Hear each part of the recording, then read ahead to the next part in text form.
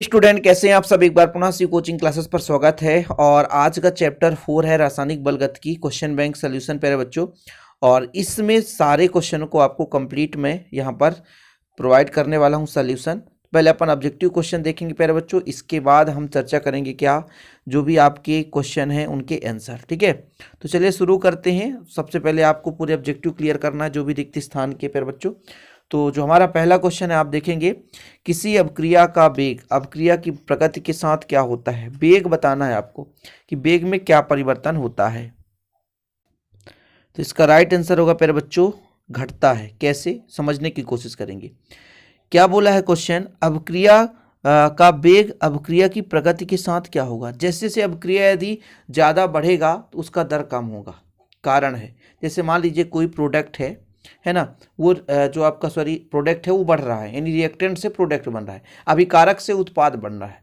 उत्पाद की मात्रा बढ़ रही है, और जब उत्पाद ज़्यादा हो जाएगा तो अभिकारक कम हो जाएगा, तो अभिक्रिया की दर क्या हो जाएगी, बढ़ गई है। इस कारण से दर जो है, जो आपका वेग अभिक्रिया की प्रगति के साथ, यानी प्रगति जितना ज़्यादा होगा दर उतना ही कम होता जाएगा, ये चीज़ है। तो option number B is the right answer. अगला क्वेश्चन है, निम्न में से वह कारक जिस पर शून्य कोटि की अभिक्रिया दर स्वतंत्र होती है, यानी शून्य कोटि की अभिक्रिया किस पर निर्भर नहीं करती। तो ये अभिकारक के सांद्रण पर शून्य कोटि की अभिक्रिया निर्भर नहीं करती।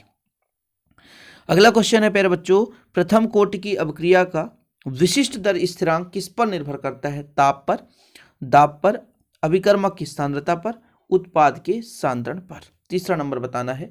तो जो विशिष्ट अभिक्रिया का दर स्थिरांक के का मान है वो ताप पर निर्भर करता है, अभिकारक के सांद्रण पर निर्भर नहीं करता।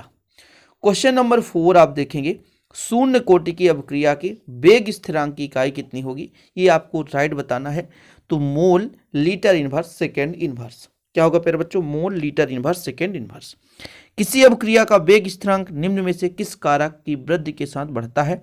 दाब, ताप, क्रियाओं की सांद्रता, उपरोक्त सभी। पांचवी का राइट आंसर बताना है। तो वेग स्थिरांक जो होता है ताप बढ़ाने पर बढ़ता है। आगे देखते हैं, किसी अभिक्रिया का तापक्रम बढ़ाने पर क्रिया दर अधिक बढ़ जाने का मुख्य कारण क्या है। मुख्य कारण आपको बताना है क्या है। तो जब अभिक्रिया का ताप बढ़ाएंगे तो जो भी उसके अणु परमाणु होंगे उनके बीच टक्करों की संख्या बढ़ेगी। जितना ज़्यादा प्रभावी संख्या बढ़ जाएगी टक्कर की, उतना ज़्यादा अभिक्रिया संपन्न होगा। तो ऑप्शन नंबर ए ठीक है राइट आंसर।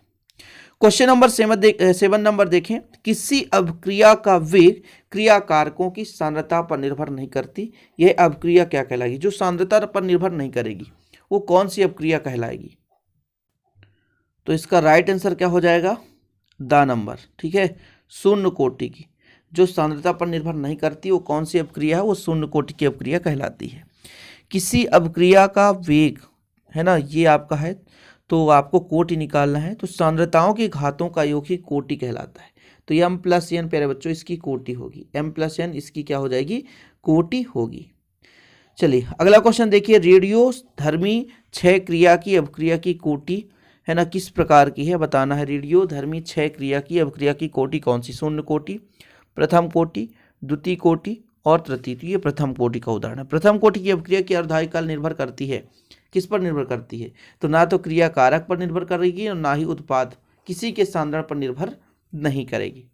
ठीक है, तो ऑप्शन नंबर द हो जाएगा। रासायनिक अभिक्रिया की दर निर्भर करती है सक्रिय द्रव्यमान पर, तुल्यांकी भार पर, परमाणु द्रव्यमान पर, आणविक द्रव्यमान पर। तो सक्रिय द्रव्यमान पर, जितना सक्रिय होगा जितना क्रिया करेगा प्यारे बच्चों उस पर निर्भर करेगी। ठीक है, चलिए आगे चलते हैं। रिक्त स्थानों की पूर्ति करनी है और इसमें सभी प्रश्नों के उत्तर आपको फटाफट तैयार करना है प्यारे बच्चों। पहला क्वेश्चन क्या है, प्रथम कोटि अभिक्रिया का समाकलित दर समीकरण क्या होता है। एक सूत्र होता है, क्या होता है, सूत्र होता है। प्रथम कोटि अभिक्रिया के लिए वेग स्थिरांक की इकाई क्या होती है ये बताना है आपको। तो सेकेंड इनवर्स क्या होता है, सेकेंड इनवर्स। दूसरे का है सेकेंड इनवर्स। ठीक है, सेकेंड इनवर्स। अभिक्रिया दर अभिकारक की सांद्रता के है ना रिक्त स्थान है प्यारे बच्चों होती है समानुपाती होती है। सांद्रता जितनी अधिक होगी अभिक्रिया की दर उतनी ही अधिक होगी। ठीक है, राइट आंसर क्या हो जाएगा, समानुपाती।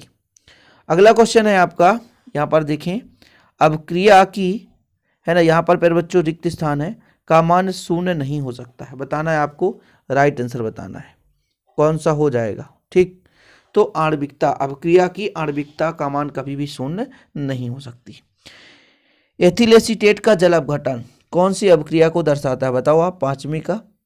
एथिल एसीटेट का जल अपघटन प्रथम कोटि की अभिक्रिया को दर्शाता है, प्रथम कोटि की अभिक्रिया को। प्रकाश संश्लेषण एक किस प्रकार की क्रिया है, बताना है, तो शून्य कोटि की अभिक्रिया है। कौन सी, शून्य कोटि की अभिक्रिया है।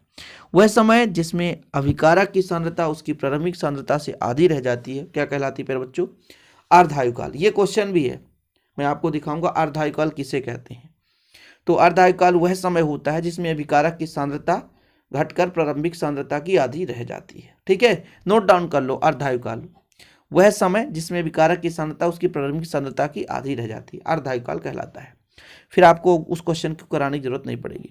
दर समीकरण में अभिकारक की सांद्रता के पदों में घातांकों का योग क्या कहलाता है, घातांकों का योग बताना है आपको। तो अभिक्रिया की कोटि, अभी आपने देखा था सही विकल्प में m+n, अभिक्रिया की कोटि कहलाता है। उत्क्रमणीय अभिक्रिया में अग्र और प्रति अभिक्रियाओं का वेग स्थिरांकों का अनुपात क्या कहलाता है, बताना है आपको। ठीक है, तो कहलाता है साम्य स्थिरांक। क्वेश्चन नंबर 9 का राइट आंसर हो जाएगा साम्य स्थिरांक। साम्य स्थिरांक क्या प्यारे बच्चों, साम्य स्थिरांक कहलाता है, साम्य स्थिरांक। ठीक है, आगे देखिए, रिक्त स्थान अभिकारक व क्रियाफल की सांद्रता अथवा दाब पर निर्भर नहीं होता, ये बताना है आपको क्वेश्चन नंबर 10 का। तो इसका हो जाएगा दर स्थिरांक का मान जो होता है अभिकारक या क्रियाफल की सांद्रता अथवा दाब पर निर्भर नहीं होता, दर स्थिरांक। ठीक है, चलिए सही जोड़ी मिलान कीजिए। शून्य कोटि की अभिक्रिया, फिर प्रथम कोटि की अभिक्रिया, फिर है ना द्वितीय कोटि की अभिक्रिया, तृतीय कोटि की। तो प्रथम कोटि की अभिक्रिया का तो प्यारे बच्चों सेकेंड इनवर्स है, तो पहले का दूसरे का आ हो जाएगा। ठीक है, यहाँ पर देखिए दूसरे का आ हो जाएगा। शून्य कोटि का तो अभी आपने ऑब्जेक्टिव में पढ़ा, मोल इनवर्स है ना, मोल से लीटर इनवर्स, सेकेंड इनवर्स। फिर आपका द्वितीय कोटि का अभिक्रिया कितना हो जाएगा, mole inverse, litre inverse, second inverse. ठीक है, तो तीसरे का हो जाएगा दा, और फिर ये तृतीय कोटि की अभिक्रिया मोल पावर -2, फिर एल की पावर 2 और एस की पावर -1। तो ये हो गए आपके पूरे कंप्लीट ऑब्जेक्टिव टाइप के क्वेश्चन। और यहाँ से प्रश्न देखिए, यहाँ पर प्यारे बच्चों रासायनिक अभिक्रिया में वेग को प्रभावित करने वाले कारक, वेग नियम और द्रव्यानुपातिक क्रिया का नियम। प्रथम कोटि की अभिक्रिया से आप क्या समझते हैं, उदाहरण से समझाना है। प्रथम कोटि की अभिक्रिया को बताना है आपको। अभिक्रिया की कोटि एवं अभिक्रिया की आणविकता में अंतर स्पष्ट करना है। और यहाँ पर मैं आपको पूरा कंप्लीट कराऊंगा, चिंता नहीं करेंगे आप लोग। और यहाँ पर देखिए आभासी एक अणुक अभिक्रिया है, और यहाँ पर प्यारे बच्चों आपका ठीक है एक अंकीय क्वेश्चन है, अभिक्रिया की दर और दर स्थिरांक में अंतर। अभिक्रिया का अर्धायुकाल किसे कहते हैं, तो अर्धायुकाल तो आपने पढ़ ही लिया, इसको लिखने की जरूरत नहीं है। वह समय जिस समय पर अभिकारक जो भाग ले रहा था उसका सांद्रण प्रारंभिक सांद्रण का आधा रह जाता है, उसे कहते हैं अर्धायुकाल। फिर ये शून्य कोटि की अभिक्रिया के लिए अर्धायुकाल का व्यंजक निकालना है, और प्रथम कोटि के अर्धायुकाल, ये दोनों चीज आपको प्रूव करना है। ठीक है, शून्य कोटि का अर्धायुकाल और प्रथम कोटि का अर्धायुकाल, दोनों चीज निकालना है। तो चलिए शुरू करते हैं, पीडीएफ के माध्यम से इसको कंप्लीट सॉल्यूशन दिखाते हैं। चलिए शुरू करते हैं प्यारे बच्चों। ये आपका पहला क्वेश्चन का आंसर है। यहाँ पर मैं आपको क्वेश्चन नंबर भी बता दूंगा। अभिक्रिया की दर को प्रभावित करने वाले कारक, इस पे थोड़ा सा मैं आपको क्वेश्चन नंबर देखकर बताता हूँ। ये है प्यारे बच्चों पहला नंबर, रासायनिक अभिक्रिया के वेग पर प्रभावित करने वाले कारकों का वर्णन कीजिए। ये दर या वेग वही है, तो ये आप नोट डाउन करेंगे। पहला नंबर अभिकारकों के सांद्रण पर, तो 3 आपको तैयार करना है। ठीक, 3 अंक का क्वेश्चन है अभिकारक के सांद्रण पर, तो इसका स्क्रीनशॉट ले लीजिए। इसके बाद दूसरा है ताप पर प्रभाव, ताप पर क्या प्रभाव पड़ता है, यानी ताप का क्या प्रभाव पड़ता है। पहला सांद्रण हो गया, दूसरा ताप हो गया। ठीक है, दाब भी लिख सकते हैं आप लोग। तो 3 आपको तैयार करना है। ठीक है, ताप हो गया। इसके बाद फिर बच्चों विकिरण का प्रभाव, ये विकिरण का भी नोट डाउन कर लें आप लोग। ठीक है, 3 आप प्रभाव तैयार कर लें। 3 अंक का क्वेश्चन, 3 प्रभाव। और ये पूरा विधिवत पीडीएफ है प्यारे बच्चों। आप लोग यदि इसका 110 नोट्स ले सकते हैं तो ले लीजिए। ये देख सकते हैं पूरा खुद का बनाया हुआ पीडीएफ है, शिव कोचिंग क्लासेस लिखा है ना। 100 रुपये में आपको कंप्लीट नोट्स एक चैप्टर पूरा कंप्लीट ऑल चैप्टर के दिए जाते हैं। तो इसके बाद आप दाब लिख सकते हैं, उत्प्रेरक लिख सकते हैं। ठीक है, तो 3 आपको लिखना है, 3 अंक का क्वेश्चन है। चलिए अगले क्वेश्चन पर चलते हैं। ये आपका पहला क्वेश्चन कंप्लीट हुआ। वेग पर क्या प्रभाव डालता है, किस प्रकार से, है ना, कारक इसको प्रभावित करते हैं, वो चीज़ यहाँ पर कंप्लीट किया गया है। इसके बाद क्वेश्चन नंबर 7 में है प्यारे बच्चों, अभिक्रिया की दर और दर स्थिरांक में अंतर। 3 अंक का क्वेश्चन है, 3 अंतर आपको तैयार करना है। पहला डिफरेंस स्क्रीनशॉट लेंगे। पहला डिफरेंस है इकाई समय में अभिकारक के सांद्रण में कमी को -dx/dt तथा उत्पाद के सांद्रण में वृद्धि dx/dt से व्यक्त किया जाता है, और यह दर समीकरण में उपस्थित समानुपाती स्थिरांक होता है। ये चीज़ है। ठीक है, इसके बाद दूसरा और तीसरा डिफरेंस यहाँ से आप लोग नोट डाउन करेंगे। ठीक है, दूसरा डिफरेंस यहाँ से प्यारे बच्चों, ठीक, ये रहा। फिर आपका तीसरा डिफरेंस यहाँ से। ठीक, चलिए, तो ये आप लोग 3 डिफरेंस तैयार कर लें। इसके बाद चौथा डिफरेंस है, टोटल 4 डिफरेंस है। तो आप लोग स्क्रीनशॉट ले सकते हैं, वीडियो को पोस्ट करें, और पोस्ट करने के बाद इसको नोट डाउन भी कर सकते हैं, पूरे क्वेश्चन के आंसर। और चाहे तो आप इसका कॉन्टैक्ट नंबर मैं बता देता हूँ अपना, 9685299149। 100 रुपये में आज चैप्टर के नोट्स मिलेंगे, और इन्हीं नोट्स के माध्यम से मैं आपको ये पूरा सोल्यूशन प्रोवाइड कर रहा हूँ। क्वेश्चन बैंक के 1-2 क्वेश्चन रहते हैं जो कि टेलीग्राम में शेयर कर दिए जाते हैं। टेलीग्राम का लिंक जो है डिस्क्रिप्शन पर मिल जाएगा, वहाँ से आप ज्वाइन कर सकते हैं। अगला क्वेश्चन है मेरे बच्चों, शून्य कोट के लिए अर्धायुकाल का व्यंजक, और यहाँ पर अर्धायुकाल की परिभाषा भी मिल जाएगी। किसी भी अभिक्रिया के अर्धायुकाल का वह समय जिस पर अभिकारक का सांद्रण घटकर प्रारंभिक सांद्रण का आधा रह जाता है। यहाँ से आप लोग स्क्रीनशॉट लेना शुरू करेंगे। क्वेश्चन कैसे बोला गया है, क्वेश्चन नंबर आपका भैया 9 था, मैं आपको बता देता हूँ, क्वेश्चन नंबर 9 था। क्वेश्चन नंबर 9 में बोला गया क्या शून्य कोटि की अभिक्रिया का अर्धायुकाल अभिकारक के प्रारंभिक सांद्रण के समानुपाती होता है, स्पष्ट करना है। तो ये पूरा अर्धायुकाल का व्यंजक ही। आगे शुरू करते हैं यहाँ से। ठीक है, स्क्रीनशॉट ले लीजिए आप लोग विधिवत। क्या शून्य कोटि की अभिक्रिया का अर्धायुकाल अभिकारक के प्रारंभिक सांद्रण के समानुपाती होता है, ये स्पष्ट करना था। फिर इसके बाद यहाँ तक।